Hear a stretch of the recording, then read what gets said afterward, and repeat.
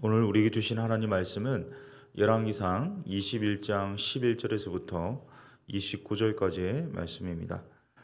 열왕기상 21장 11절에서부터 29절까지의 말씀입니다.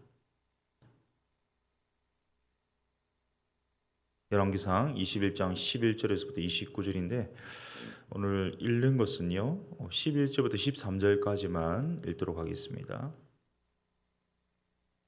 짧은 부분만 읽기 때문에 함께 합독을 하도록 하겠습니다. 11절부터 13절까지만 함께 읽습니다. 시작.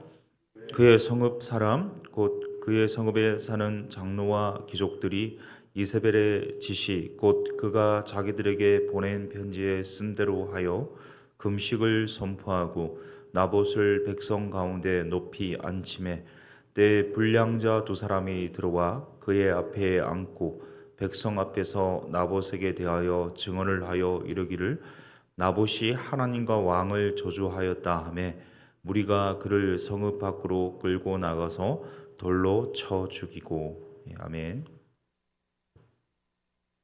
우리는 현실에서요 이 권선징악을 보기 원합니다. 하지만 이 강자와 약자, 이 다수와 이 소수의 싸움에서 이 후자가 승리하는 해피엔딩은요 우리가 잘 보기 어렵습니다.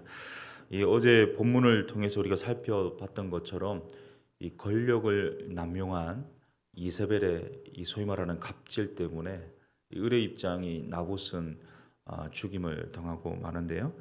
11절부터 13절까지 우리가 읽었던 내용이 바로 그 사건을 다루고 있습니다.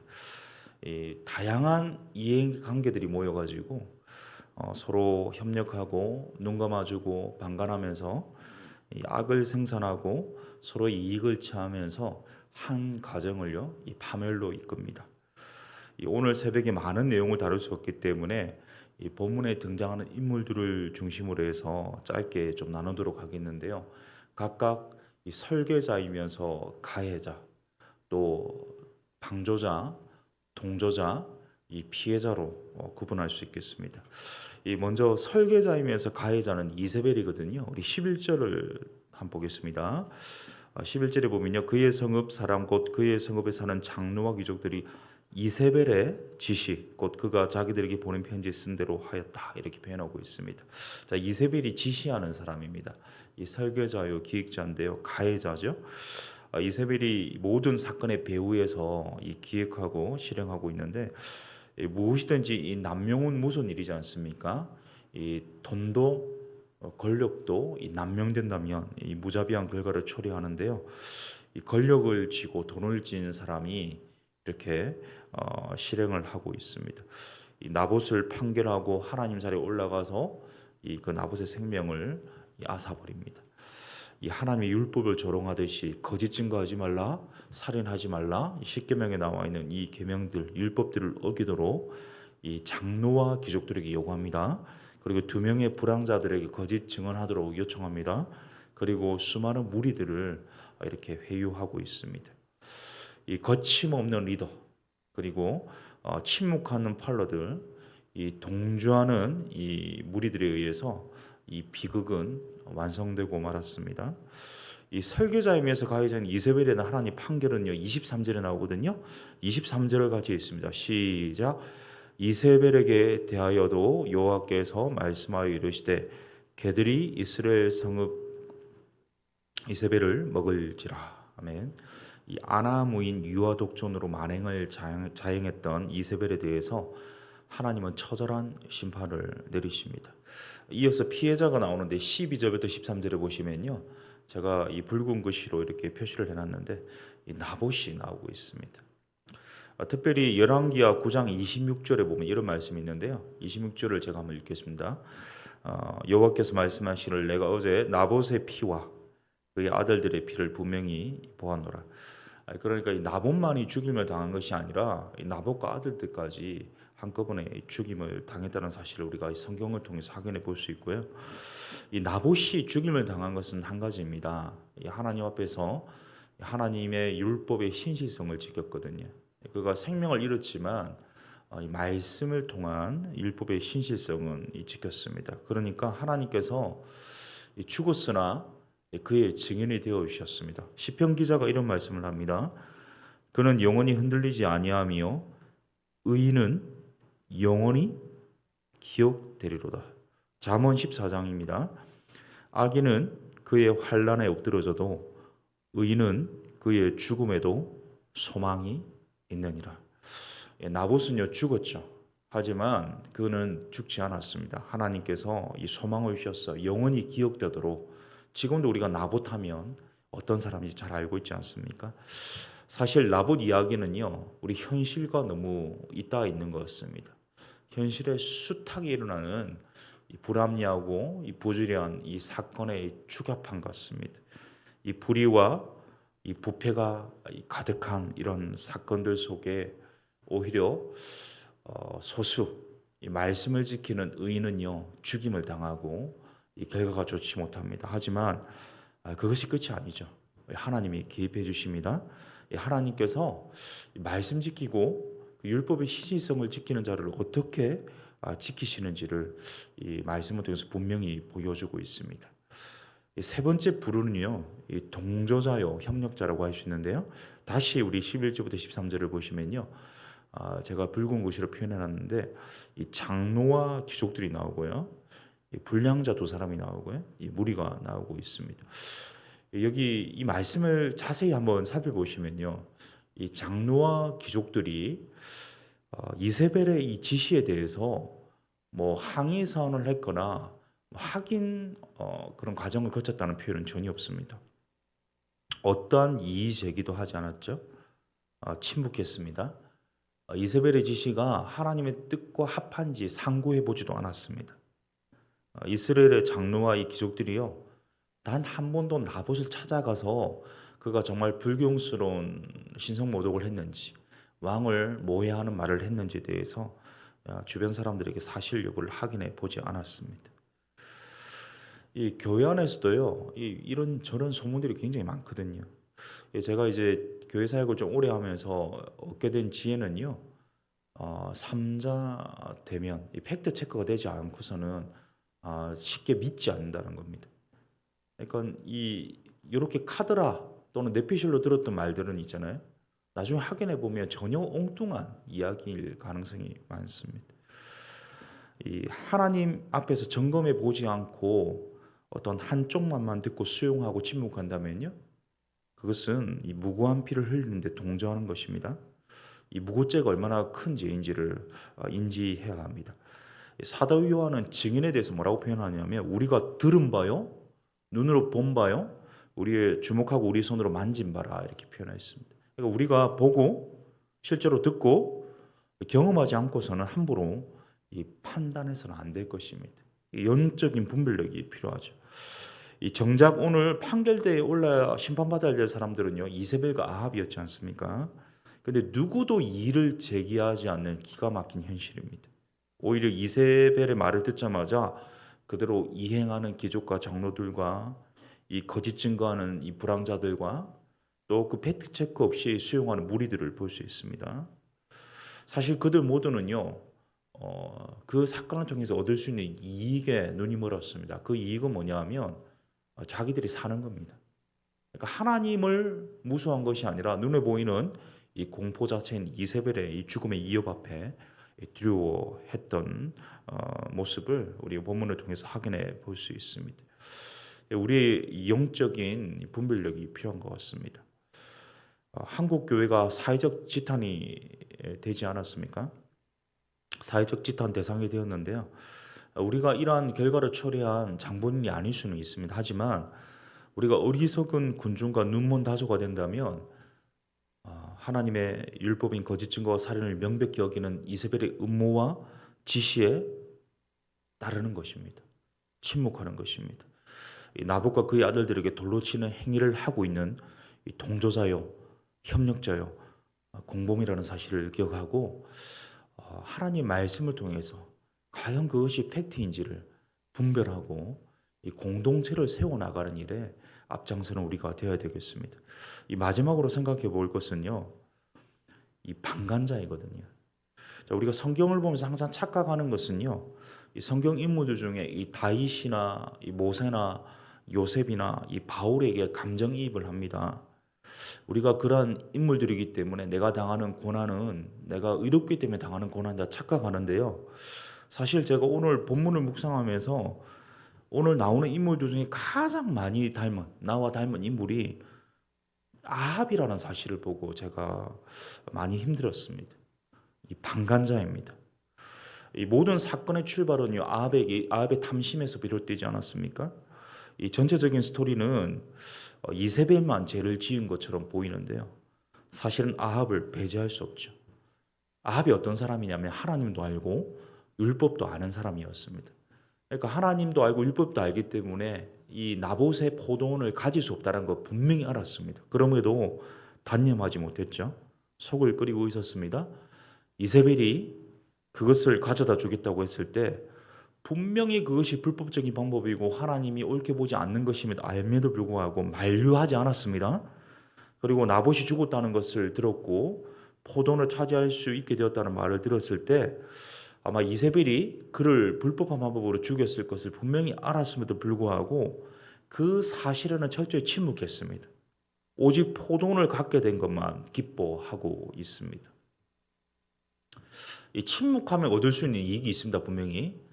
그런데 우리가 발언하면 얻을 수 있는 불이익이 분명히 있어요.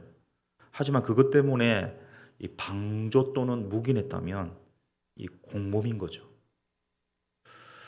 이 담대하게 죄를 짓지도 않으면서도 담대하게 말씀에 순종하지 않고 오히려 내 이익을 바라보고 침묵하고 있는 아합의 모습이 저와 너무 닮았다는 것을 깨달았습니다.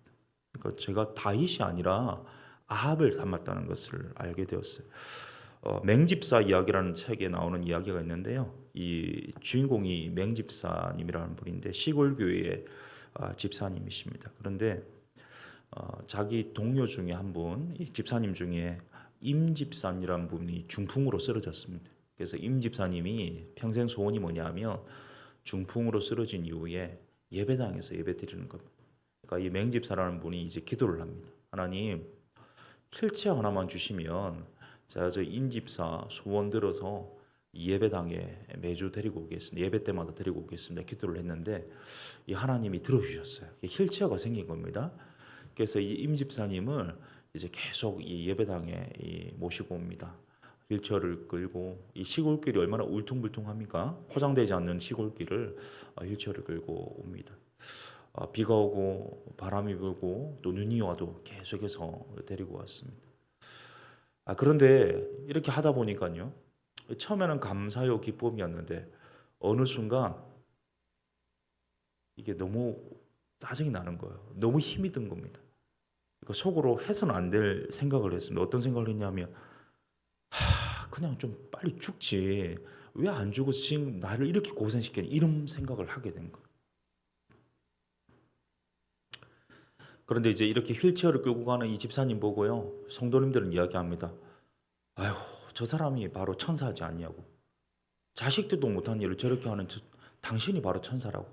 이런 말을 들을 때마다 이 집사님은 속이 문드러지는 거예요. 그래서 정작 바리새인처럼요. 세리처럼요. 이 교회당 예배당을 들어가지 못하고 입구에 서서요. 내 같은 것이 어떻게 죽으라고 생각하는 이 내 같은 것이 어떻게 이 예배당에 갈 수 있겠느냐. 그저 속으로 기도하는 것이 주여 제가 죄인입니다. 제가 죄인입니다. 이런 기도밖에 할 수 없었다.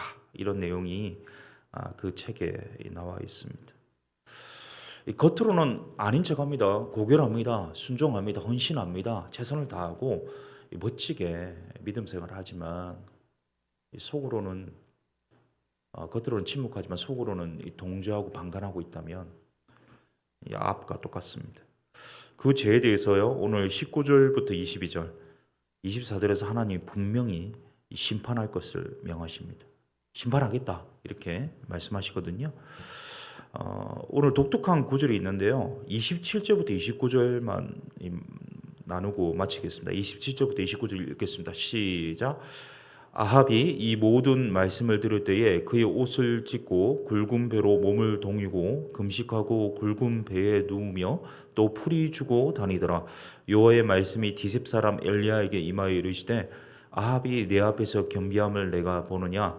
그가 내 앞에서 겸비함으로 내가 재앙을 저희 시대에는 내리지 아니하고 그 아들의 시대에야 그의 집에 재앙을 내리리라 하셨더라. 아멘.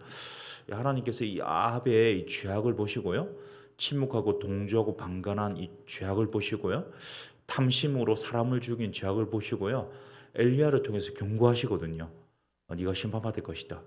그러자 이 아합이 어떻게 하냐면요, 오늘 우리가 읽었던 지금 27절에 나오는 것처럼 옷을 찢고 굵은 배로 몸을 두르고 금식하고 굵은 배에 눕고 걸음걸이까지 조심하는, 마치 야단들음이 시무룩하게 풀이주고 있는 소년처럼 자신의 심각성을 깨닫고 낮추는 모습을 보여주었습니다. 아합이 진정으로 회개한 것 같습니다. 그러니까 하나님이 인정해 주신 거예요. 20절에 보면요, 하나님 뭐라고 하시냐면 엘리야에게 이 아합의 겸비함을 네가 보느냐? 자, 이게 무슨 말이냐면 마치 아기가 이제 막 걸어서 걸음마를 뗄 때, 봐라 우리 애가 걸음 걷지 않느냐? 우리 아이 걷는 거 보세요. 이렇게 자랑하는 이 부모 같습니다. 잘못한 건 너무 많은데 잘한 거 딱 하나 있으면 그거 크게 들추어서 칭찬하고 사람들에게 자랑하는 그 부모의 심정 같은 하나님의 심정을 보여줍니다. 하나님은요, 악인이 죽는 것을 기뻐하시는 것이 아니에요. 그 악한 자가 악에서 떠나는 것을 기뻐하십니다.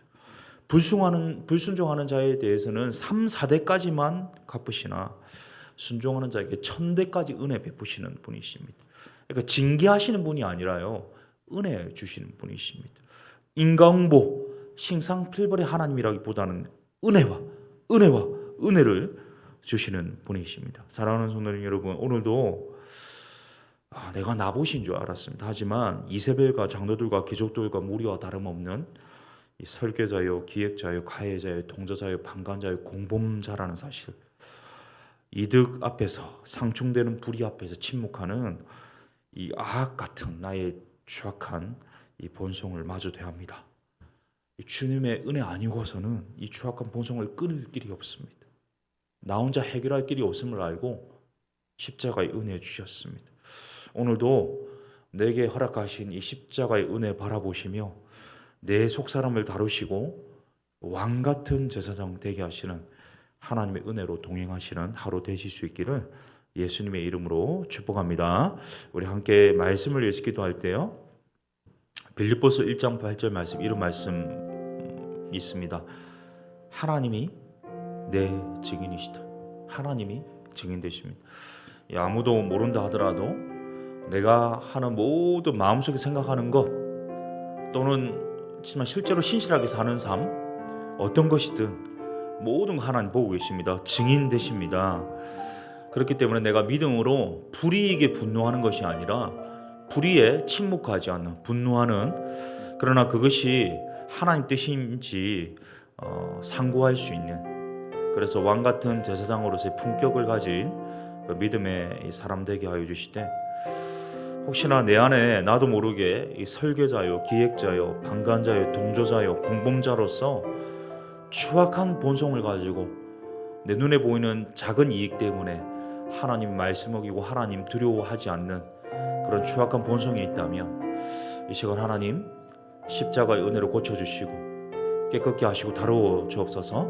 정말 주님의 선하신 뜻을 분별하고 주님이 기뻐하시는 말씀에 순종하며 말씀을 생명과 같이 지키는 나봇과 같은 삶을 살도록 인도하시고 이끌어 주시도록 우리 주여 한번 외치고 오늘 말씀을 기억하면서 나에게 주시는 부분이 있다면 해가 결단하며 기도하겠습니다.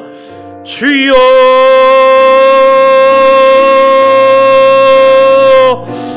살아계신 하나님 아버지, 내가 의롭게 살고 있는 하나님의 자녀인 줄 알았는데 이 추악한 죄인이라는 사실을 다시 한번 보게 하시니 감사합니다. 하나님, 제가 죄인입니다. 십자가의 은혜 아니고서는 도무지 해결할 수 없는 추악한 죄인입니다. 하나님, 불쌍히 여겨 주시옵소서. 하나님의 긍휼과 십자가의 보혈의 은혜로 하나님 정결케 하여 주셔서 주님 안에서 깨끗함을 얻게 하여 주시옵소서. 하나님 눈앞에 보이는 이익 때문에 이 불의 앞에 침묵하는 동조자여 방관자가 되지 않기를 원합니다. 하나님 나의 완악한 이 나의 본성들, 이 죄악들, 하나님 모든 추악함들 주님이 보고 계신다는 사실, 내가 잘한 일도 못한 일도 주님이 보고 계신다는 사실을 기억하고 철저하게 하나님 겉과 속이 다른 삶이 아니라 겉과 속이 일치하는 삶 살아갈 수 있도록 주님 도와 주시옵소서. 오늘도 십자가의 보혈로 십자가의 은혜로 살아가기를 소원합니다. 하나님 나를 다루시고 깨끗게 하시는 주님의 놀라운 사랑으로 인하여 다시 한번 일어설 용기를 얻습니다. 주님 은혜 주시고 함께하여 주셔서 주님 안에서 승리하는 오늘 하루 남은 생애가 될 수 있도록 주님 도와주시고 역사하여 주시옵소서. 우리 교회를 위해서 기도하겠습니다. 우리 담임 목사님과 또 모든 리더들, 또 교육자들, 또 운영위원들, 또 중직자들, 우리 순장들 한 분 한 분 영적인 부유함 주시고 또 육신적인 강건함 주옵소서. 혹시나 정말 이 마음 속에 침묵하거나 나의 이익을 위해서 침묵하거나 방관하는 자들이 아니라 동조하는 자들이 아니라 말씀 앞에서 하나님이 증인된다는 사실을 기억하고 좀 앞장서서 믿음에 이 선택할 수 있도록 모든 리더들 붙잡아 주시도록, 특별히 육신적인 강건함 허락하여 주시도록 위에서 기도했으면 좋겠고요. 우리 교회 하반기 사역들이 준비되고 있습니다. 이번 주 토요일에 우리 중보기도 세미나가 있습니다. 또 부모학교가 있고요. 또 우리 여러 가지 사역들이 준비되어 있는데 모든 사역 가운데 은혜 주시고 또 모든 사역 가운데 풍성한 열매 주시도록 이를 위해서 기도했으면 좋겠고, 우리 또 수험생들 하나님 지켜주시고 붙잡아 주시도록, 우리 마지막으로 기도할 때에 우리 나라와 민족과 세계 가운데 곳곳에 이 불합리와 이 불의와 부패와 부조리 때문에 말씀 지키다가 죽어가고 있는 수많은 박해받는 영혼들 하나님 불쌍히 여겨주시고 하나님의 공의와 하나님 정의가 이루어지는 오늘 하루가 되게 하여 주시도록, 우리 이 시간 교회와 우리 하반기 사역과 우리 수험생들을 위해서 또 우리 나라와 민족과 세계를 위해서 기도하신 후에 개인 기도하시고 우리 돌아가도록 하겠습니다. 기도하겠습니다. 살아계신 하나님 아버지, 오늘도 또 이 교회를 위해서 동분서조 헌신하는 담임 목사님과 또 모든 리더들 붙잡아 주시옵소서. 하나님 무엇보다 육신의 강건함 주시옵고, 하나님 운영위원들 또 순장들 모든 리더들 한 분 한 분 하나님 그 중심과 생각 가운데 정말 하나님이 기뻐하실 만한 하나님 뜻을 온전히 순응하는 이 시대에 하나님 마음을 시원케 하는 하나님 몸된 교회로 쓰임받게 하여 주시옵소서. 하나님 특별히 하반기 사역 가운데도 하나님 은혜 주십시오. 하나님 긍휼을 덧입혀 주시옵소서. 모든 모임마다 하나님 통성한 열매가 있게 하시고 하나님 놀라운 은혜가 가득한 시간들이 되게 하여 주시옵소서. 하나님 수험생들 가운데 끝까지 하나님 아버지 정말 모든 컨디션 하나님 지켜주시고 하나님 최선의 실력을 발휘할 수 있도록 세상의 컨디션으로 함께하여 주시고, 지금도 곳곳에서 이 복음 때문에 말씀 때문에 핍박받고 고통받고 있는 수많은 사람들이 있습니다. 하나님, 이 하나님의 정의와 하나님의 공의가 실현되게 하시고 이 하나님의 나라가 이루어질 수 있도록 하나님께서 일하여 주시옵소서. 하나님 역사하여 주시옵소서. 하나님 동행하여 주시옵소서. 하나님 아침에 드리는 모든 간구와 부르짖음에 신음에도 응답하여 주시옵소서. 오직 주님 의뢰합니다. 신뢰합니다. 바라봅니다. 다가갑니다. 주님께 하나님 부르짖습니다. 이 주님 하나님 붙잡습니다. 긍휼을 부르시고 하나님 은혜 베풀어 주시고 정결케 하시고 성결케 하시고 온전케 하시고 새 힘을 주시옵소서. 주님 안에 소망을 누릴 수 있도록 주님 도와 주시옵소서.